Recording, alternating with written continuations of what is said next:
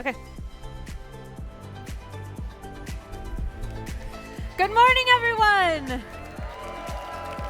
Welcome to the main stage of Magic 30. I'm Anna Prosser. I'll be your host this weekend, and I'm so excited about everything we have in store for you. I want to give you a quick little preview of what you can expect today. First, we're going to start with the State of Tabletop Magic panel. I'm sure you guys are looking forward to that. That's going to be behind the scenes of WotC to see what does the future have in store for Magic. That's going to be hosted by Jimmy Wong. Next, we're going to have a one-on-one conversation with Richard Garfield, the creator of our beloved game. And that's going to be with the legendary Brian David Marshall. That's starting at 12:30 p.m. right afterwards. Then at 2 p.m., we have To Unfinity and Beyond with Mark Rosewater and friends, followed by 3:30, What is Magic Art with Sam from Ristic Studies and guests. And then finally, we will wrap today with the cosplay contest at 5 p.m., so do not miss that. Lots and lots happening today. We hope that we'll see your faces here for most of the day, but there are also lots of great things to do on the floor. We have the Planeswalker Lairs, we have Weatherlight, there's the Magic Store to visit, and the World Championship is on the other side of this hall. They have 32 amazing players. They're going to be playing all weekend, so if you want to see some competitive Magic, be sure to check that out. With all of that done, now it's my pleasure to welcome to the stage the State of Tabletop Magic panel and your host, Jimmy Wong.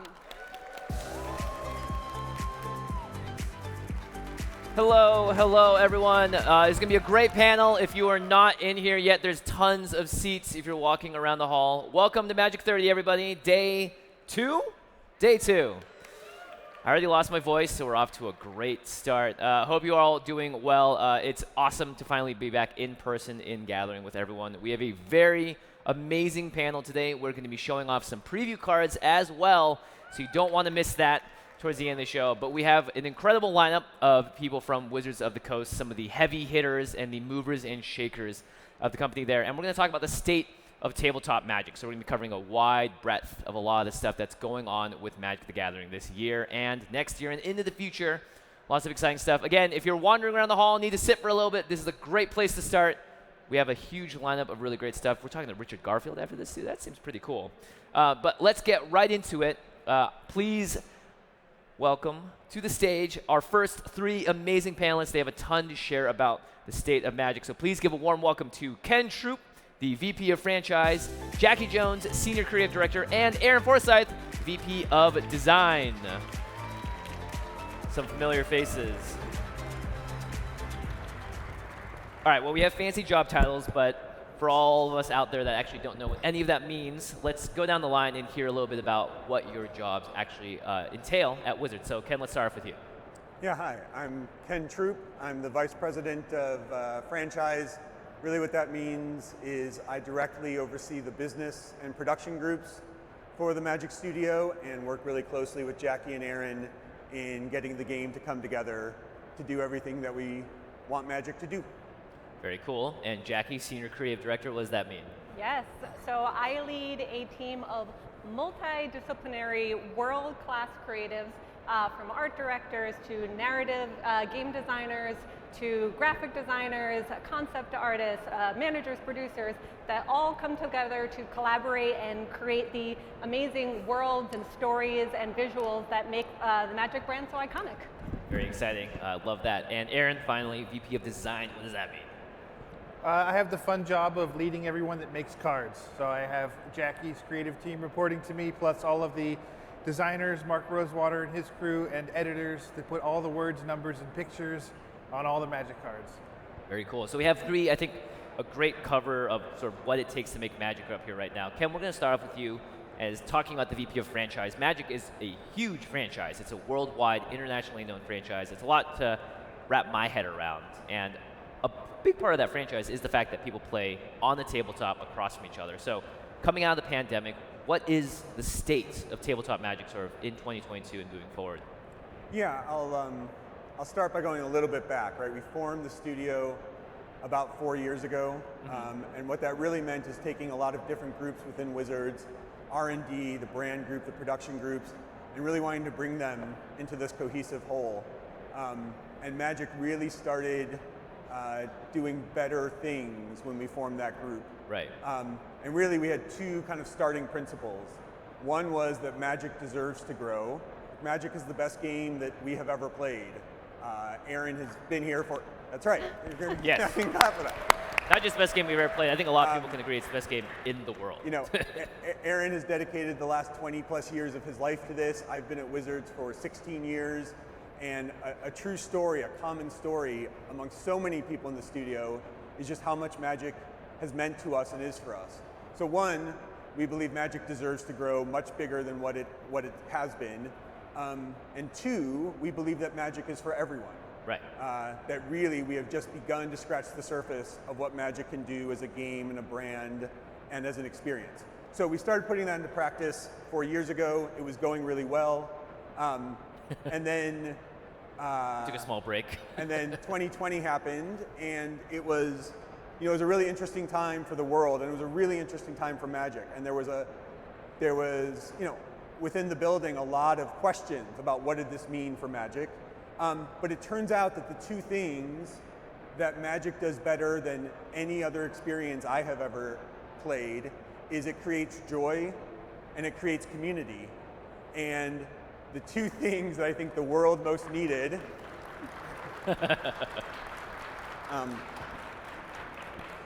it's funny to me because in talking with people today, yesterday, the most common Magic story I hear isn't about, oh, this happened in this game, or this was this really cool thing that I opened. It is, I have made so many friends. I have made my best friends. Like, totally. It is the most common story of, like, this is where my home is. This is my community.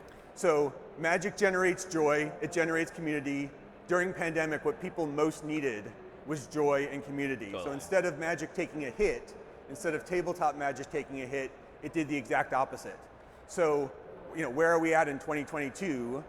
Magic is the biggest and best it has ever been. And we think this is just the start of yet another growth spurt of what Magic can do.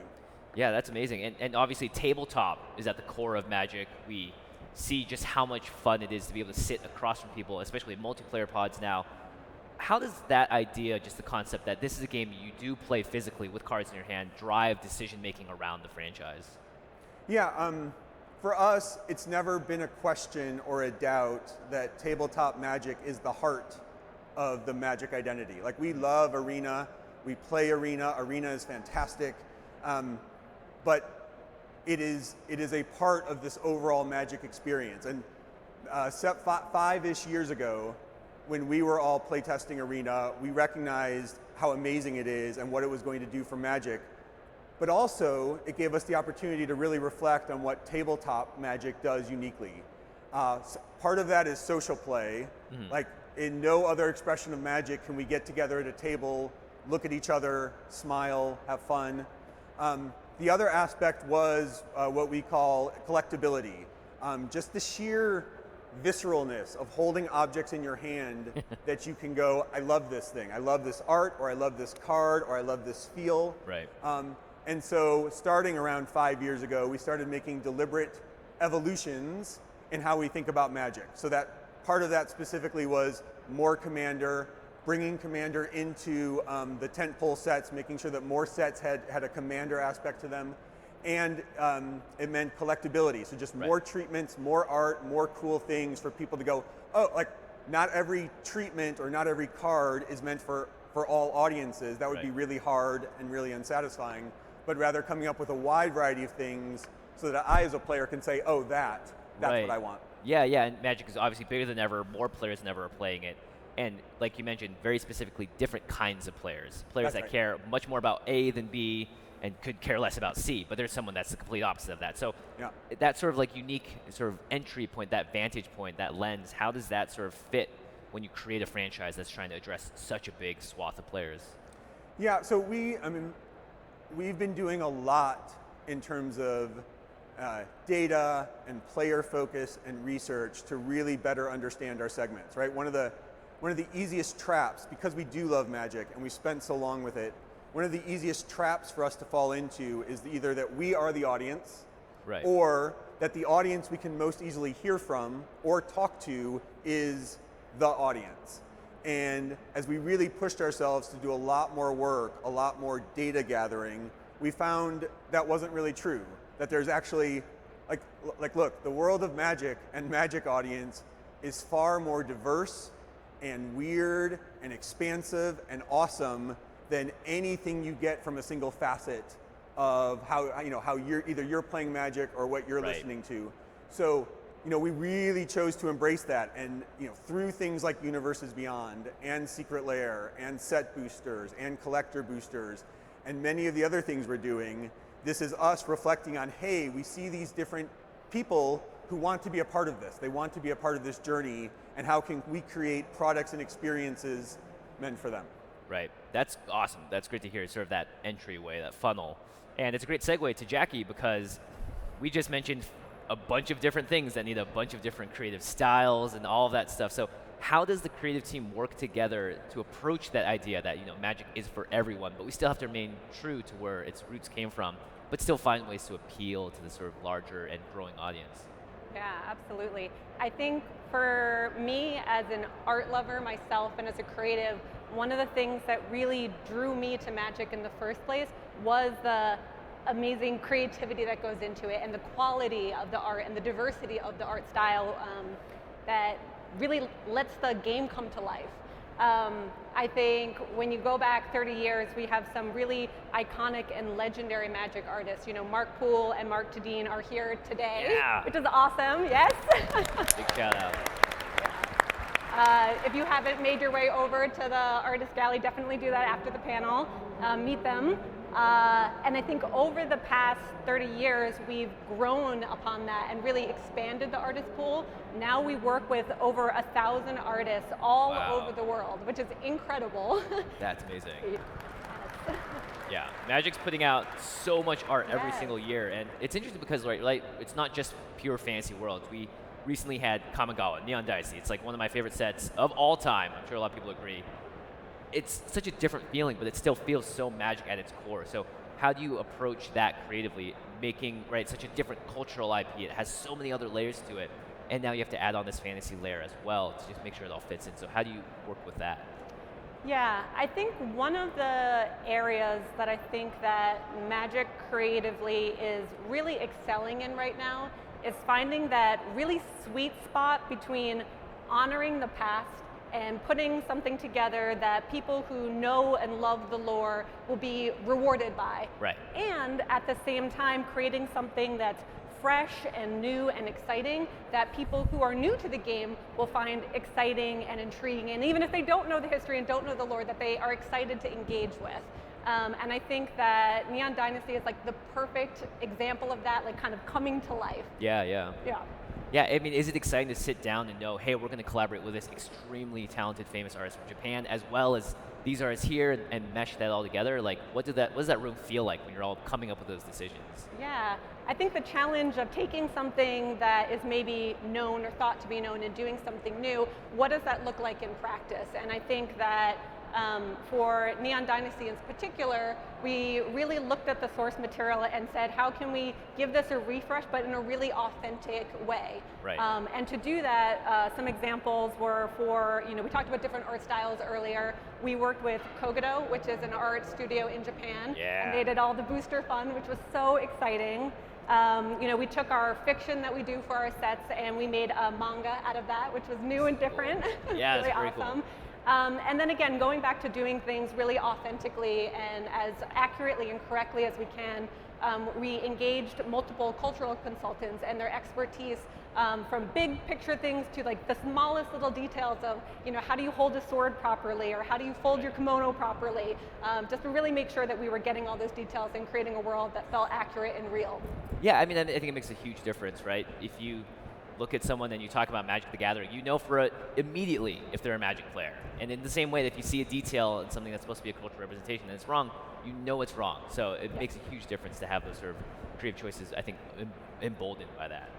Okay, Aaron, really excited to talk to you about where Magic is headed, because it's entering into brand new territory, and the amount of, I guess, creative and franchise work that has to go into thinking, how are we going to approach this sort of new entire realm with something like Universes Beyond and The Lord of the Rings, Tales of Middle-earth. It's a set that I'm really, really, really excited about. Using Universes Beyond sort of as this sort of lens to look at Magic, what does it teach you, and how do you design around this idea that players have such a deep connection to this lore, and you're working with not the same fandom as Magic, but an adjacent fandom when you're designing it? Yeah, I mean, that's a lot of why I personally love Universes Beyond and have embraced it wholeheartedly. It's doing two things for us. One, well, and both of them are broadening what the game itself is capable of. It's opening the door to new fans to come into Magic. We're taking things they already know and love and taking away that hurdle of having to learn all of that stuff and exposing them our game through something that they're already familiar with, which makes that transition in and that doorway in and into our community and into our game so much easier for them. Right. And two, as a longtime Magic player, like, it is just cool and fun to play with a Gandalf card. Like, Yes.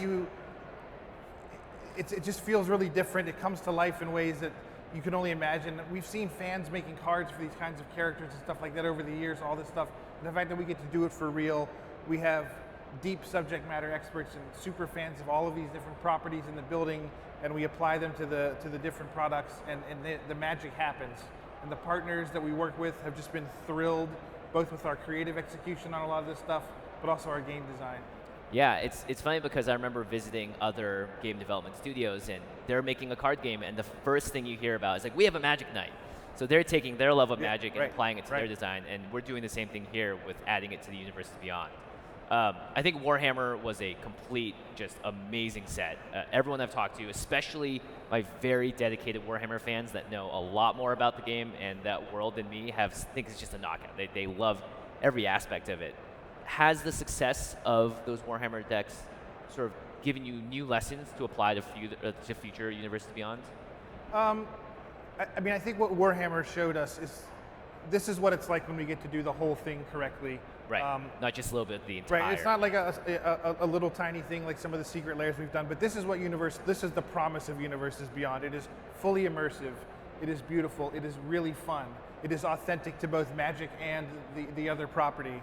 And so I think, it's kind of assuaged some of the fears that I've seen out in the community of like, is this going to even feel like Magic? It really does. It does feel like Magic. If you play these decks, you can play them against each other, you can play them against other commander decks, you can mix and match, and it still feels right, and it's cool, and the cards are really cool. And the reception has been through the roof, and we are super proud of how that's gone. When you compare like the design effort that goes into making a fully fledged Universes Beyond product versus the regular set, is it about the same? Is it harder because you have to make sure, right? It's a whole new world you're diving into. It's harder because when we're making our own sets, like, we know everything. We can change whatever we want. We can make things do whatever we want. Universes Beyond, like, we have a client now or a partner where it's like, okay, we made this card of this guy. What do you think? And they can be like, we were hoping he'd be more powerful than this other guy. And sometimes we can figure that out and figure a way to make it happy. But other times, we have to explain to them, well, we are trying to make a balanced game, and we can't have all of these guys be totally insane and these guys not be as good. And it's on the creative side. If you've ever looked through the Universes Beyond commander decks, you can see we re-illustrated everything, like down to the basic lands. Everything's been redone to look like the Warhammer universe, and we don't have to do that for our own stuff. We get to pick up old Magic cards and put them into commander decks. So it is a ton of extra work, but like I said, it creates this kind of perfectly resonant, it's like a love letter experience. Yeah, it's great. Well, speaking of the Magic properties and the Magic universes, obviously you work a lot on the Magic multiverse as well, and for that, you're not just doing one set, but you're doing sets and arcs and planning 5-6 years ahead into the future. Can you give us a look inside design and how exactly these sets are planned out and the mentality that goes behind? Here's how we're going to look at a chunk of time. Yeah, I mean, for all the dabbling in other IPs we're doing with Universes Beyond, we still very much adore our own intellectual property and want to see the Magic story and worlds grow and become as big as they can be. And so all of our standard legal sets, what we call our premier sets, are set in our own worlds with our own canon and our own storyline.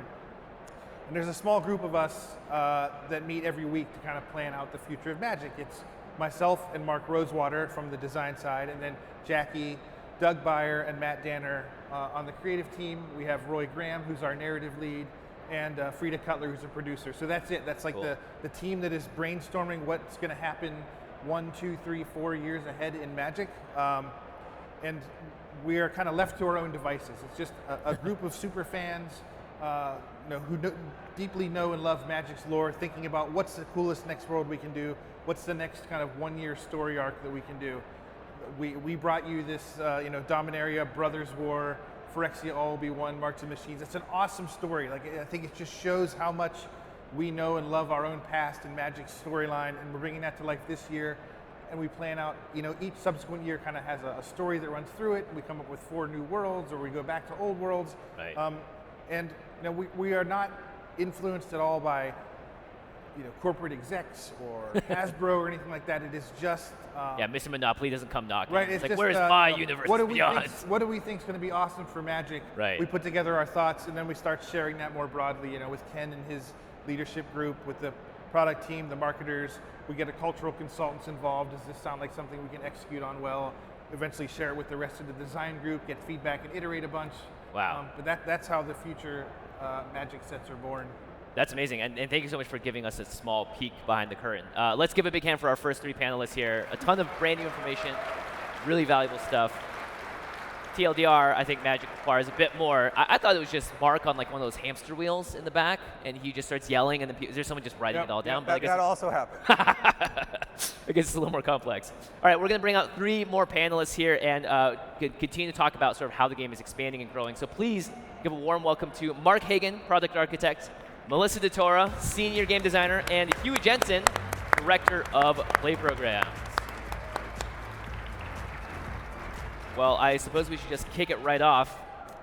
The teams we have here, they're making some of the best stuff in the world. And Mark, it's great to see you because you appeal to what is one of my favorite parts about the game, which is the collectability of it.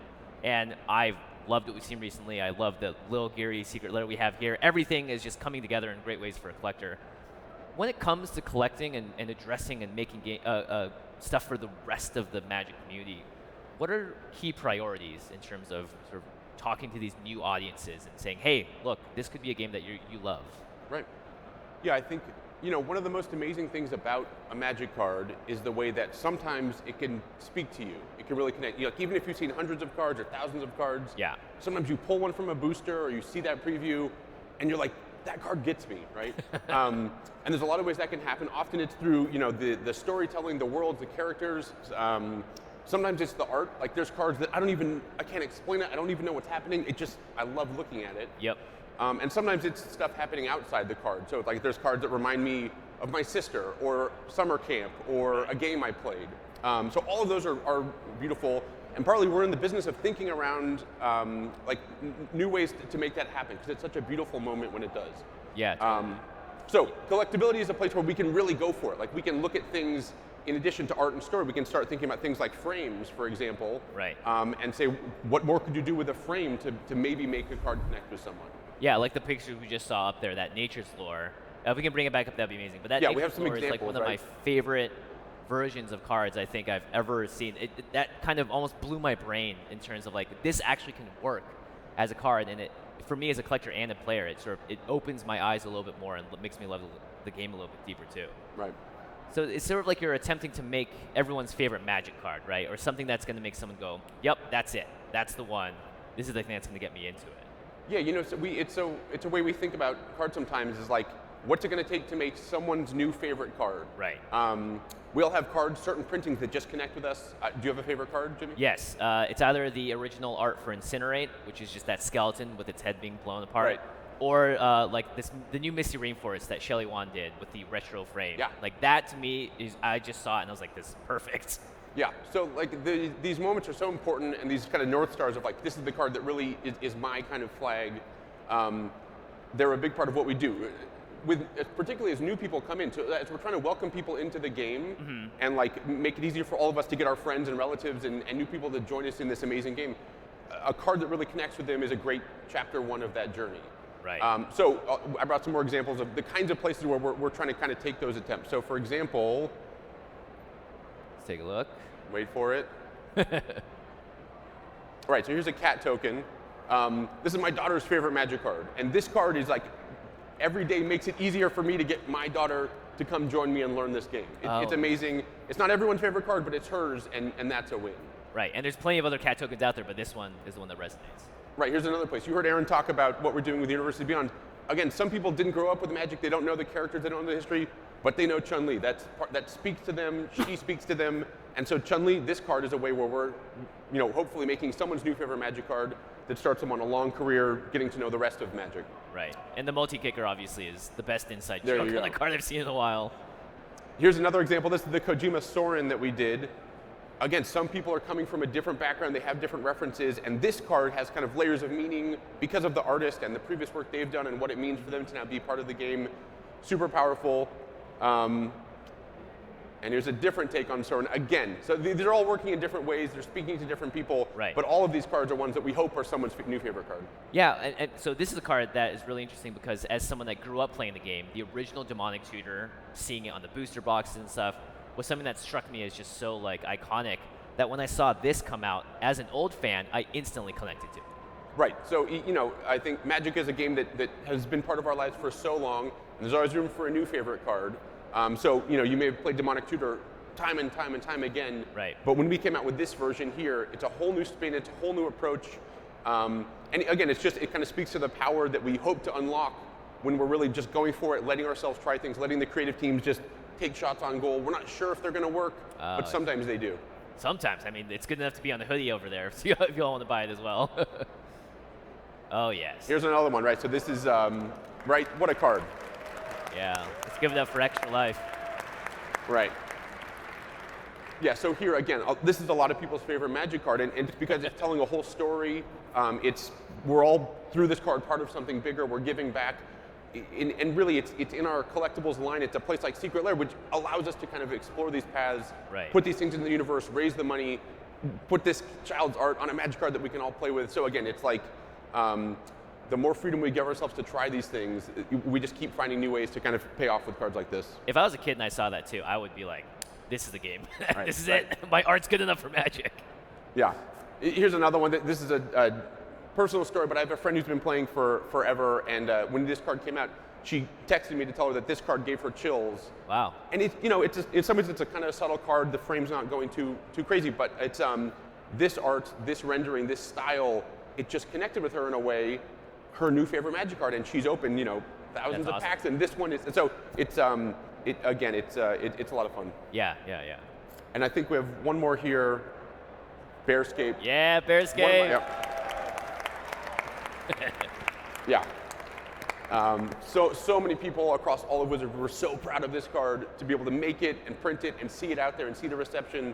I can't explain how good it feels to be able to do that kind of stuff. Totally. And I love the fact that I can look at this, see all such, they're very different, but they all still contain that essence of what Magic is all about. Right. Magic is big, Magic is for everyone, right. And it's like, yeah, these are 4 very different cards. They're all Magic, we're all Magic, and it's all the same game. Yeah, and it covers such a wide range of fans and players too. Well, I can't have you up here, Mark, without asking about potential teasers, because I feel like you've got the key to a lot of really cool secrets going on in the world there. So what can you show us today? Yeah, you got it. No official announcements, but we brought some art just to show you some teasers of stuff we're working on. All right. So this is art that's coming up. I can't tell you where or when, but here's a piece, a dramatic piece. All right, next up is an even more terrifying image. Behold. Get ready. Ooh. What could it be? A little skeleton action. Very spooky. This is Aaron Forsythe's favorite card, everyone. This is a bit of a teaser. And then one last one here. Right, so. Wow. So we're going to lots of exciting places. We're trying new things, and we hope some of these cards connect with some of you in the future. Absolutely. Can't wait to see what those are on. Moving on, Melissa, great to have you here. We've known each other for 6-7 years now, and it's been awesome. I'm sure for a lot of you out there as well, seeing you transition from player to designer, and now you are a part of the casual play design team. So let's just start off right there. What is casual play design, and why is there an entire team devoted to it now? Yeah, so when I started at Wizards, we were focused a lot on competitive formats like standard and limited. And over the years, we've noticed that our player base was growing and changing. And the vast majority of our players are playing at home in a social setting with their friends in a casual environment, and they're primarily playing Commander. So over time we had to really like change our focus to what we were designing cards for. And honestly, years ago, Commander was really an afterthought. Like we were really focusing on competitive formats. And we were like, why are we doing this when so many of our players are playing Commander? And secondly, our products have been changing too. Like we're designing more cards for Commander, like we do a Commander product with every set. And we're doing Universes Beyond now. So, and a lot of these cards are just not even entering into the standard format. They're just legal in Legacy and Commander. So we really had to change how we were designing our sets. So we made an entire team devoted to casual play and the health of Commander and just making like fun cards that are just not competitive.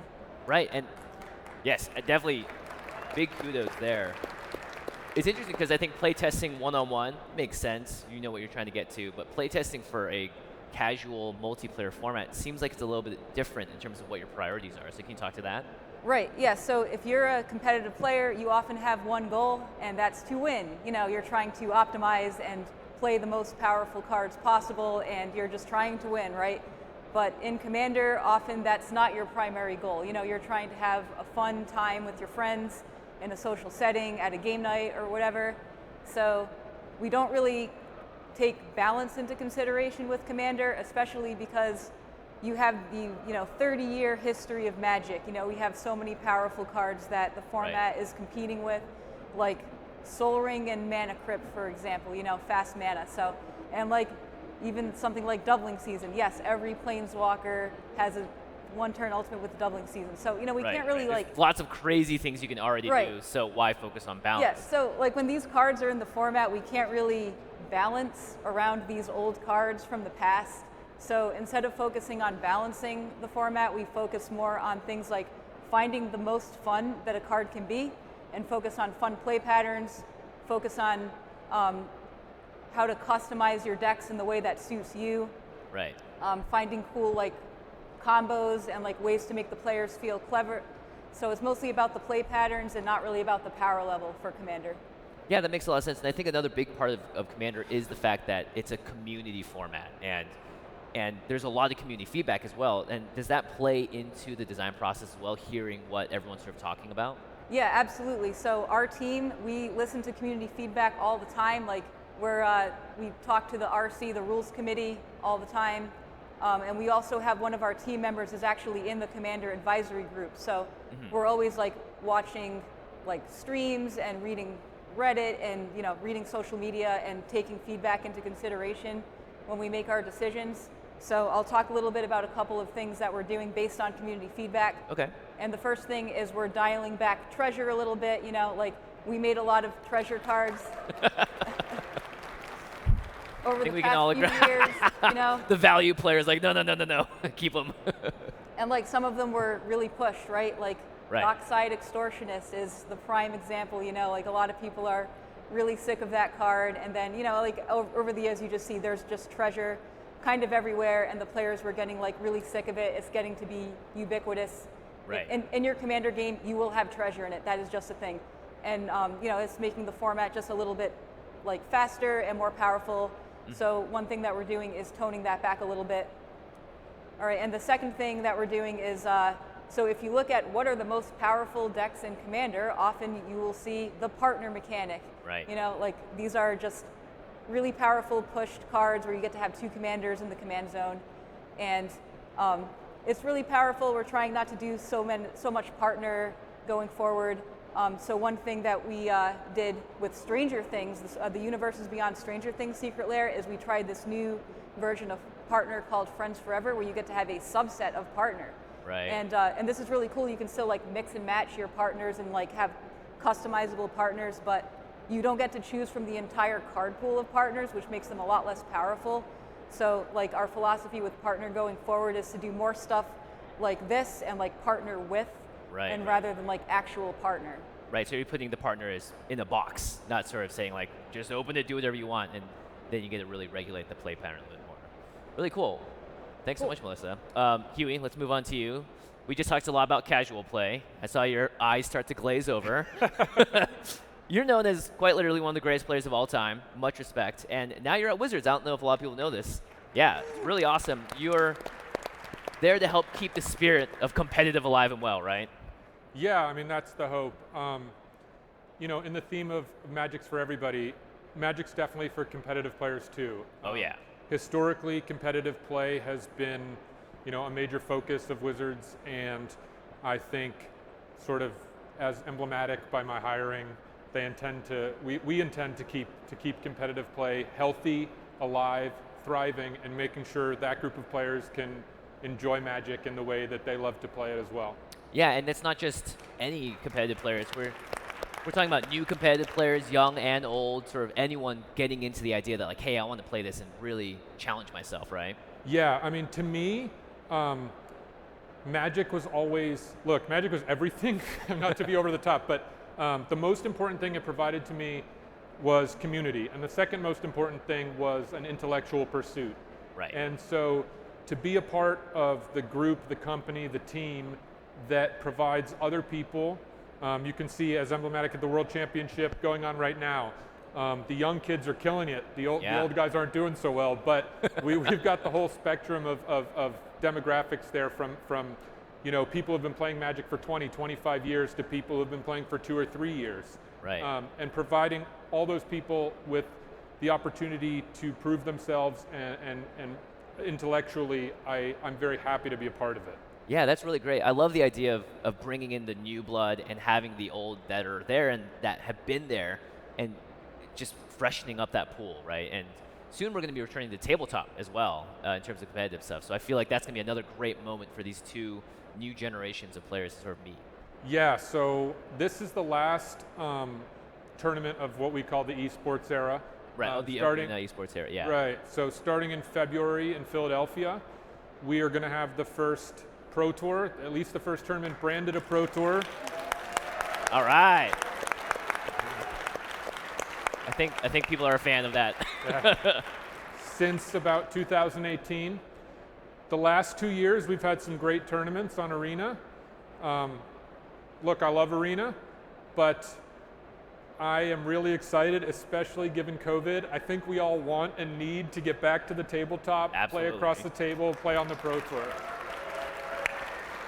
I guess the upside is Arena was a great way for a lot of new players to discover the game in a way that was accessible and easy, and now they can take it to the next level. Yeah, Arena was and is a great way for a lot of new players to discover the game. It's also a great way to practice, you know. It's a great way to play with friends across the country. Mm-hmm. And it's still, if you want to play competitively and you want to play on Arena, those pathways exist, and they'll continue to exist.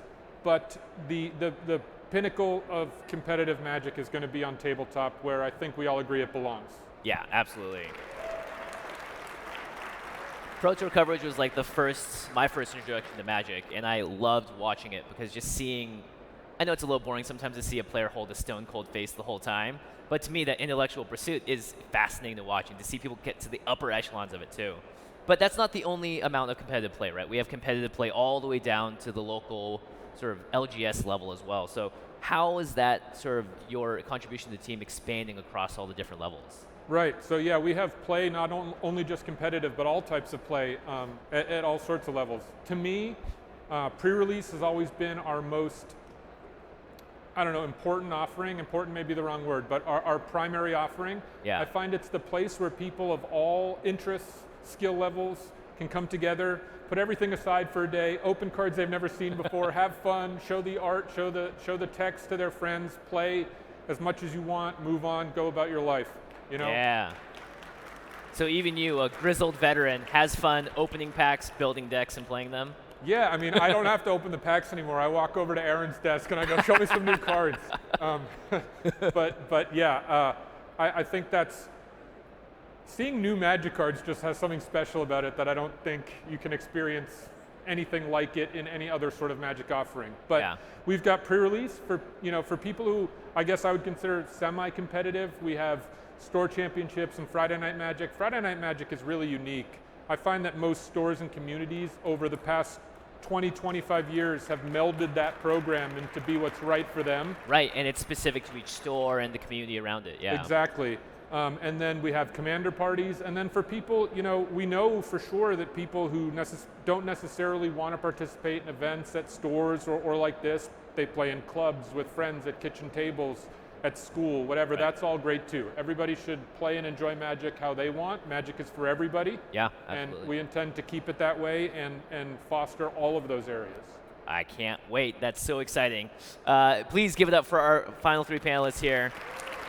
A lot of really exciting information, and we have some even more exciting stuff coming up. We are going to be talking about some preview cards. Who's excited to see some cards we haven't seen before? That wonderful feeling, your brain just received a new ingredient to cook with. So let's just kick it off with our first card here, and show it on the screen, everyone. This is Transmigrant's Crown. It's a 2-mana artifact equipment. Equipped creature gets +2/+0. Whenever a equipped creature dies, draw a card, and it costs 2 or a black mana to equip. Ken, you have anything to say about this?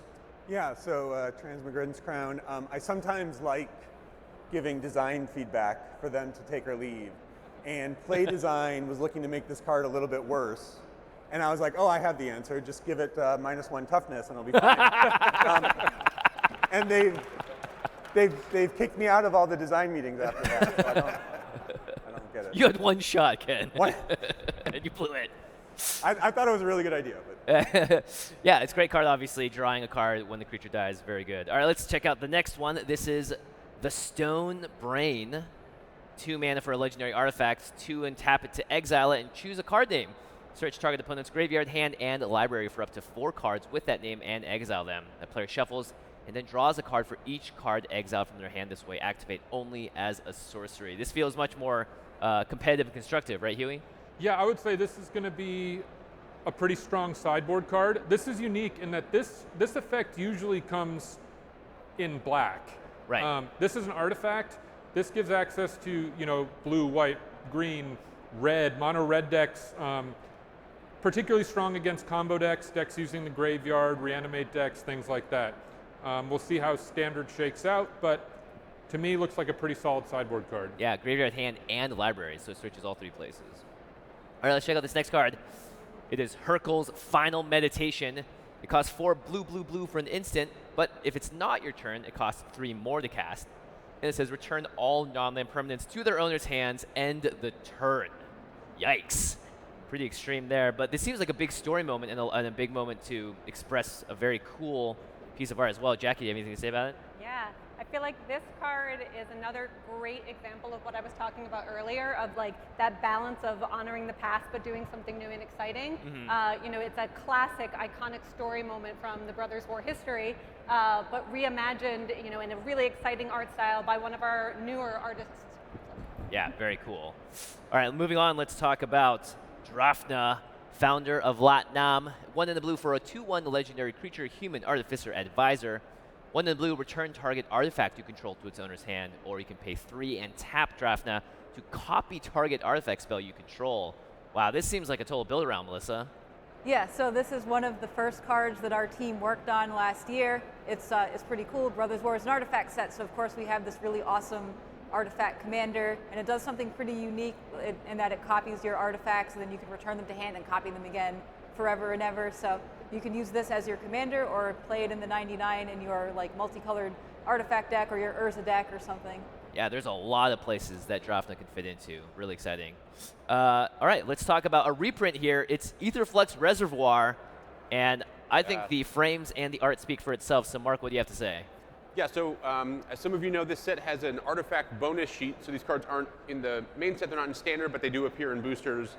And we're using it for some of us who've been around for a long time, you get to see this kind of like amazing like highlight reel of all these great artifacts.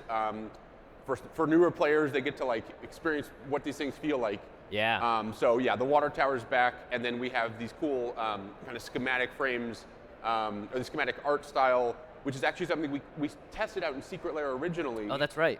And people really dug it, so we said, hey, now let's give them more. So it's kind of a fun through line with the creative there. That's awesome. And yeah, we've seen a couple of these cards previewed this week, and I think there's like a big Swiftfoot boots hanging out somewhere over there. All right, last card we have up today is Tawnos, the Toy Maker. 3 green in the blue for a 3/5 human artificer. Whenever you cast a beast or bird creature spell, you may copy it, except the copy is an artifact in addition to its other types. Okay, Aaron, beast or bird seems pretty specific. Yeah, it's a really cool directional commander. Build a deck full of every beast and bird you can find in blue and green. I've also found it to be a compelling rabbit hole to go down in draft. I'm not saying it's going to work out great. It did not work out great. But there is some beast and bird support. There are some. There are some. But I just love it when we can take these kind of old characters and bring them to life in new Magic cards. And I want to give a shout out to Miguel Lopez. He's got a bunch of stories out on our website about the Brothers War. You should check them out. They are amazing. Tanos is a featured character in a lot of them. If you haven't read them yet, do so. They are terrific. Yeah, Brothers War story, the Magic story is out there right now. Very cool. So those are our preview cards. What do y'all think? We like them? Pretty nice. Pretty nice. Well, one last thing we want to do, because we want to leave some time at the end here, we know that you all out there may have some questions for our amazing panelists. So if you are interested in asking a question, we've got a microphone right there, and Blake's standing by. So go ahead and line up in a nice, civil manner. Let Blake know what you want to ask. Step right up, and let's hear it. We have about 14 minutes, everyone, so we can keep the questions brief as well. Would be awesome. Hello. Hi. So I think in the last couple of years, there's been an acceleration. There's been an acceleration in the releases of the schedule of releases. There's more sets coming out. I would like to understand how does the team cope with having to design more, and how do you think about the players being able to absorb all that more than before? Thank you. Okay, yeah. So the question is, with the sort of the acceleration of releases across the realms for both Commander and casual and competitive, how does the team deal with making that much and making sure it all still fits and addresses and gives the Magic crowd what they want? Can you repeat the last part? How they? Yeah. Well, how do you give the Magic crowd what they want, and at the same time, obviously try not to overwhelm everyone, because there's just lots of different. I think we talked about it, like the different ways that people can engage with the game. Yeah. So I'll start with that. I guess we have. I mean, again, this has been evolving for all of us, but what we've seen is that we've been pretty successful at some of these products. Like for a lot of our Magic audience, they are coming in very selectively for a product. Like, hey, Commander Legends Baldur's Gate is what I wanted, but Streets of New Capenna or Double Masters 2, like that's not for me. And so it's like, we really want to make sure that people can kind of self-select into what parts of Magic. Not everything in a set is going to be meant for all the player types, but what we found and what we've demonstrated a lot of success in is that because there's typically something for everyone, we've been really growing the audience and expanding the pie. Right, that makes sense.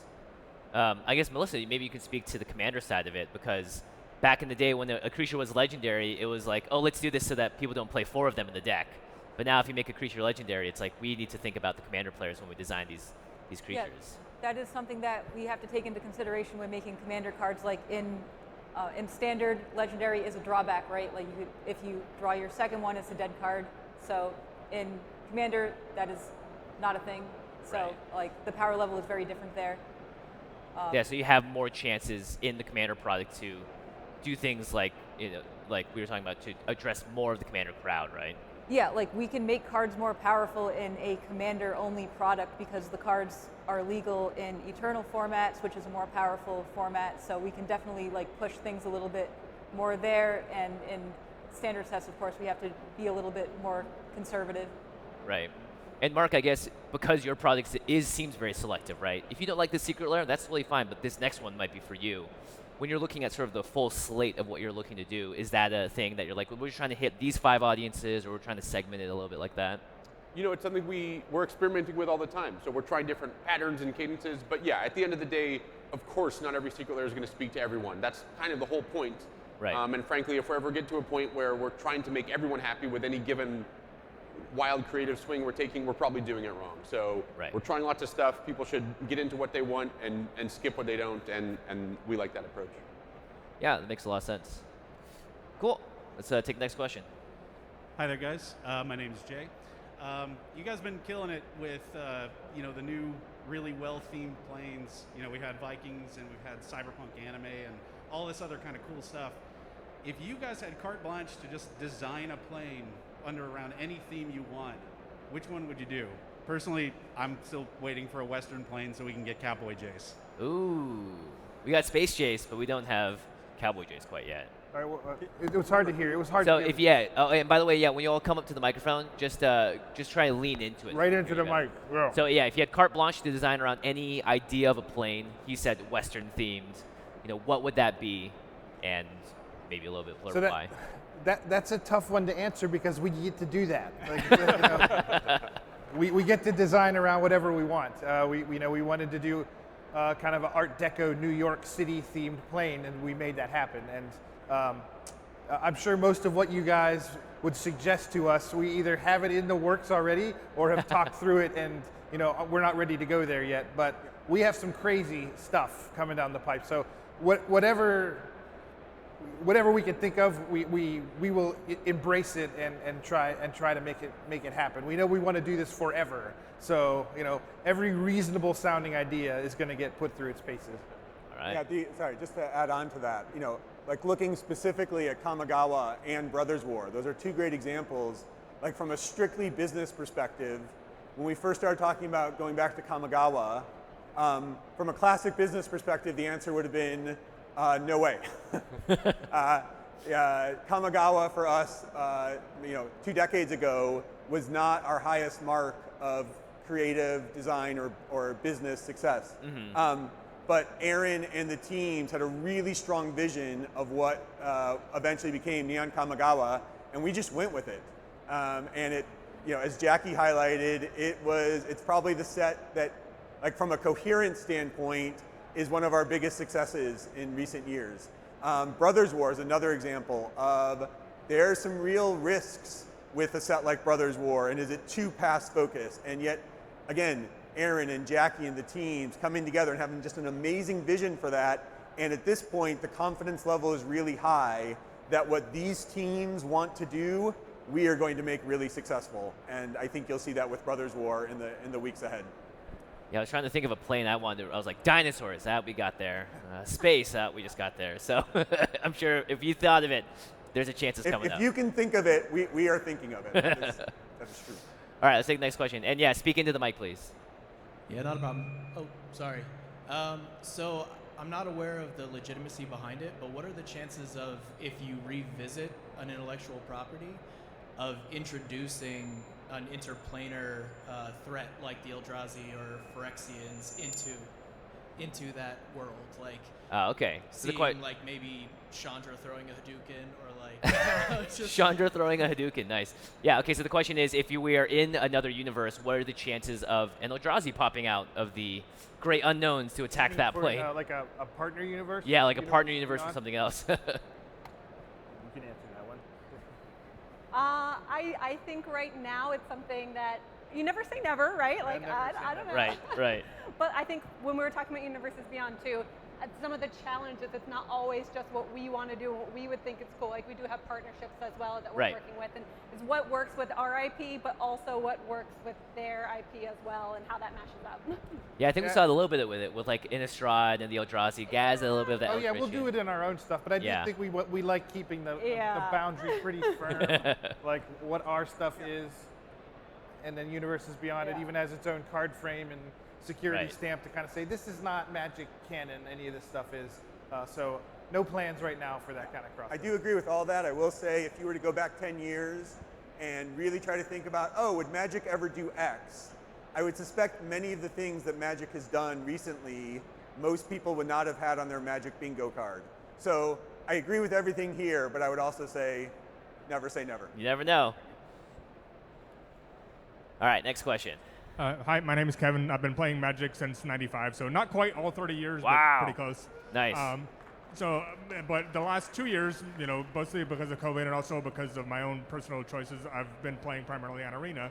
And I'm curious, what is the thought pattern on sort of integrating or making paper Magic and digital Magic match up? Because now we have, we have the formats and cards and mechanics that are on Arena that don't have physical cards. So what is the thought in that avenue?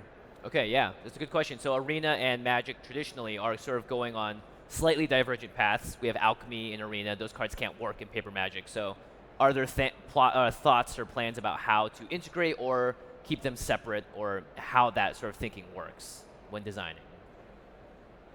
I mean, we want to design the best experiences for each way to play.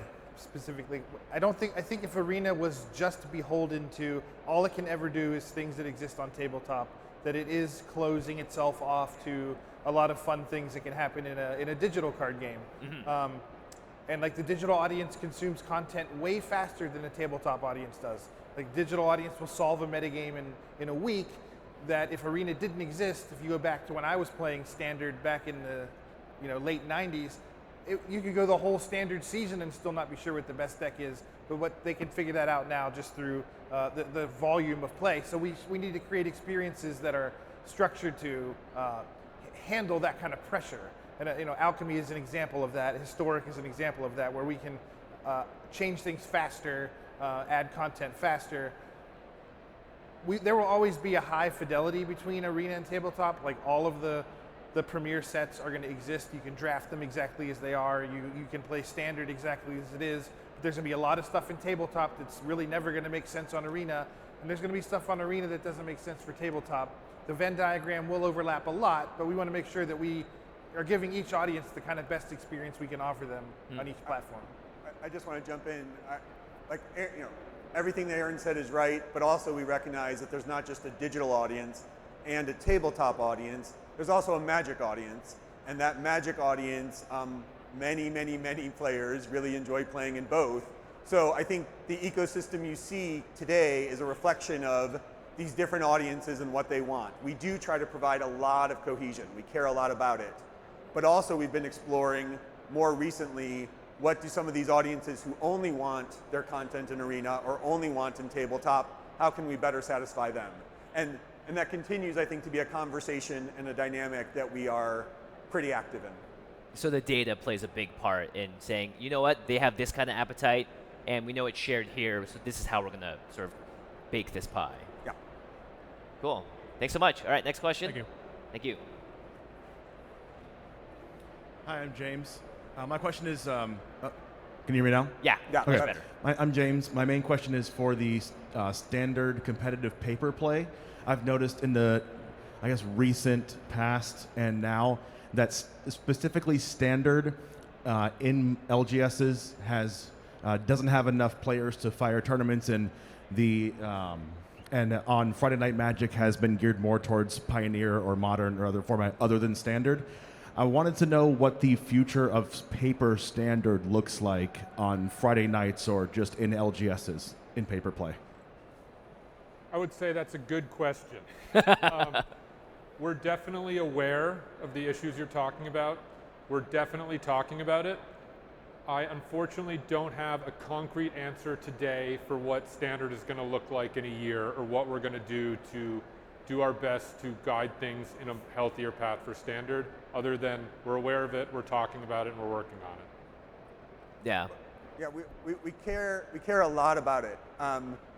And we're still trying to figure out, are there things that we can do to provide that revitalization? And especially it's complicated because what's the role that Pandemic had? What's just the role of how Magic has changed? What's the role of Arena? But we're very actively spending a lot of time figuring out, are there things we can do to provide that revitalization? Or do we just need to respect what the audience in aggregate is telling us with our actions and serve that? And we're, again, as Billy's, Aaron, we're all pretty thinking about that question a lot. Yeah. And community feedback seems really important, right, Huey?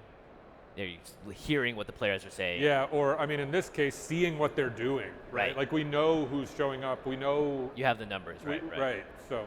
Right. Thank you. Great question. All right. Next up, step right up to the mic so we can hear you clearly. Okay. Hi, my name is Abby, and. Hi, Abby. Can you get a little closer? I'm trying. You're doing great. My question is what advice do you have to teenagers who are worrying about what other people think about them? Or like for me, I was so worried about what other people thought of me at school. Right. So I was curious on what you guys had, like what advice you guys would have on teenagers or even kids who are nervous of what other people are thinking, or nervous about playing the game. Got you. Yeah. So how do you any advice for younger fans of the game to getting into it that might worry about public perception and how to work within it in a school setting? I could see clubs and stuff being a big deal as well. But I guess maybe from personal experience, if there's anyone that has stories about, hey, I was nervous about playing in my first competitive tournament, but I did it, found someone, sort of that kind of world, if anyone has anecdotes. Huey? I started playing Magic at summer camp.